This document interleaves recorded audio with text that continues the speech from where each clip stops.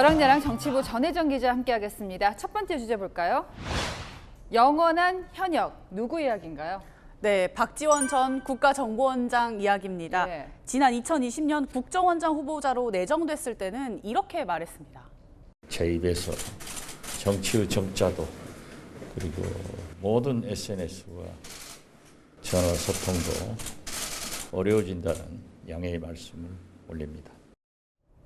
박 전 원장이 곧 민주당에 복당해서 이 정치를 재개할 것으로 보이는데요. 네. 올해 80살인 박 전 원장이 민주당 계파 갈등이 본격화되는 시점에 여의도 정치권에 다시 등장하면서 네. 역할론도 제기되고 있습니다. 그러니까 저 때는 SNS 끊겠다 얘기했는데 국정원장 임기가 끝나니까 이제 SNS로도 목소리를 내고 있죠. 네, 그렇습니다. 특히 지방선거가 끝난 뒤에는 연일 쓴소리를 하고 있는데요. 네. 이 민주당에 대해서는 2연패한 민주당은 내부 총질에 혼연일체가 되어 있다거나 너 죽고 나 살고자 한다면 3연패가 기다릴 뿐이라고 했고요. 네. 윤석열 대통령을 향해선 검찰 공화국 만드냐는 외신 질문이 나올 법한 인사라면서 과유불급 인사는 망사라고 비판하기도 했습니다. 네. 자, 그런데 이제 경력이 워낙 길고 연세도 있다 보니까 복당이 되면 어떤 직을 맡을 수 있을까 궁금한데요. 일단 박 전 원장 측근은 이 비대위원장이나 전당대회 출마는 안 할 것이라고 예. 부인했습니다.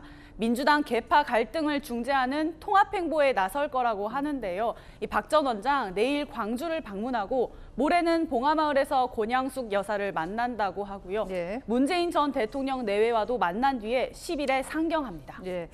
이상민 의원처럼 이제 민주당 안에서도 쓴소리하는 역할을 할지 궁금합니다. 다음 주제 보겠습니다.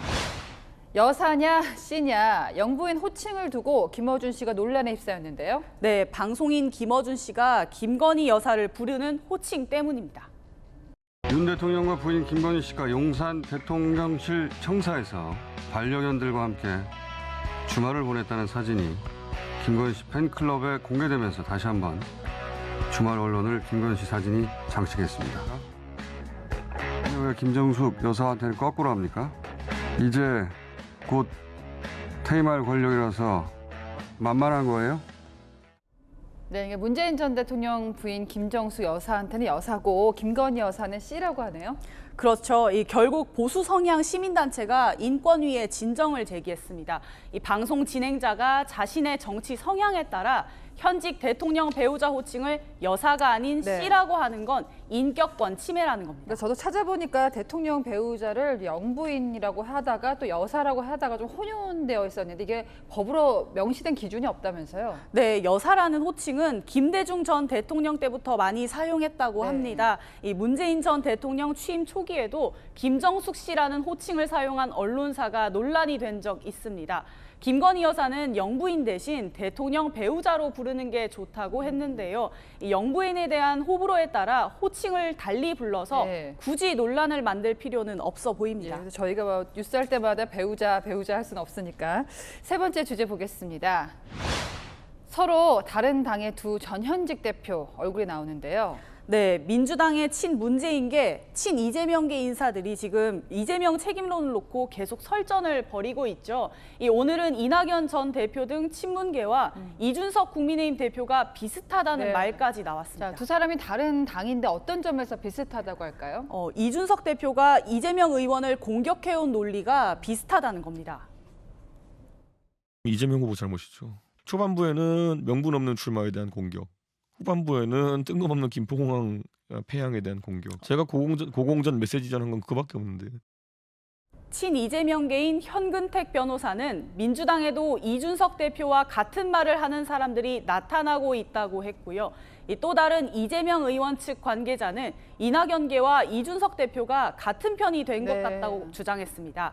정세균계, 이낙연계 등 범친문계가 여당과 비슷한 논리를 펴면서 네. 이재명 의원을 공격한다는 겁니다. 같은 당이어도 계파가 촘촘하게 갈려 있는 건데 친문 의원들이 가만히 있진 않았죠. 네, 맞습니다. 김종민 의원은 이재명을 위한 민주당으로 가는 건 방탄정당 이렇게 말했고요. 네. 신동근 의원도 특정인을 거명하지 말라는 건 책임의 경중을 흐리는 방식이라고 지적했어요. 갈등의 끝이 지금은 보이지 않는 상황이고요. 해법을 예측해 본다면 어떨까요?